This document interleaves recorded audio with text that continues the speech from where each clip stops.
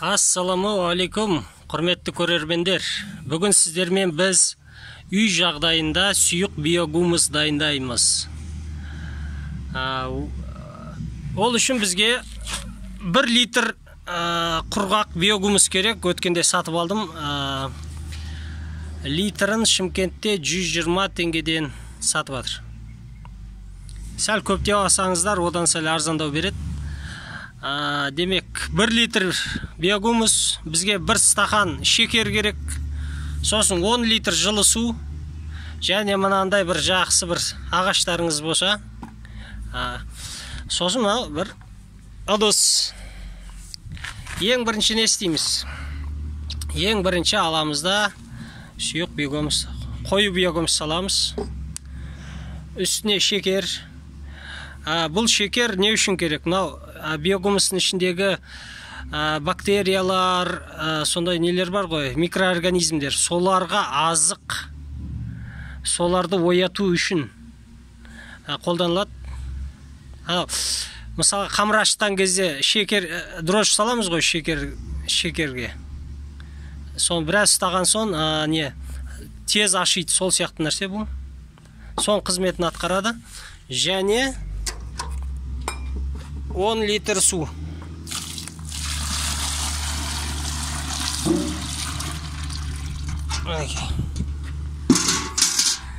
Сиқырлы таяқты аламыз.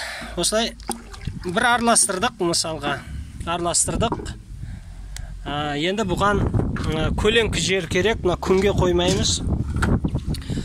Көлеңкі жерде ары өткенде, бері өткен кезде осылай қозғап тұрамыз. Дайын емес. Мысалға 15 минуттан кейін ары өтсем, бері өтсем, жаңағы арасында осылай қозғап тұрамын. Кемінде 7-8 сағат. Негізі зоры 24 сағат. Енді ертең азанда мысалға қолданса болады уже.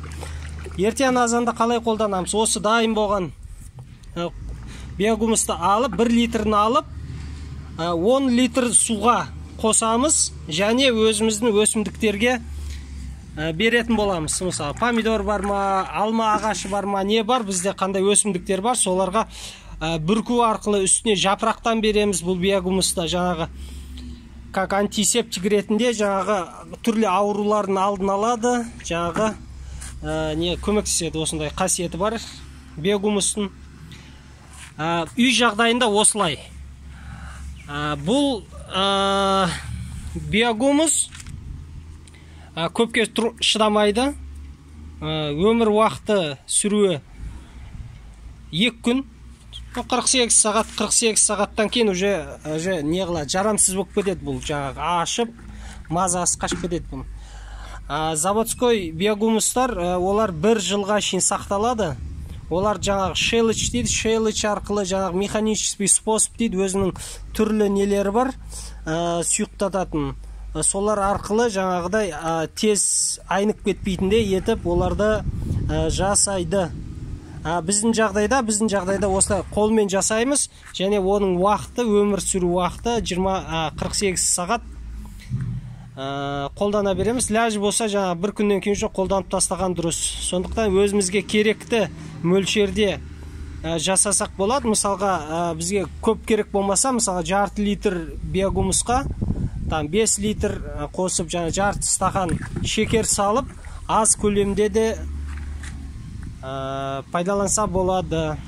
Енді мен мысалға, құдай қаласа ертең дайын болады, 10 литр, бұны мен 10 есе көбейтемді, 100 литр менде не болады?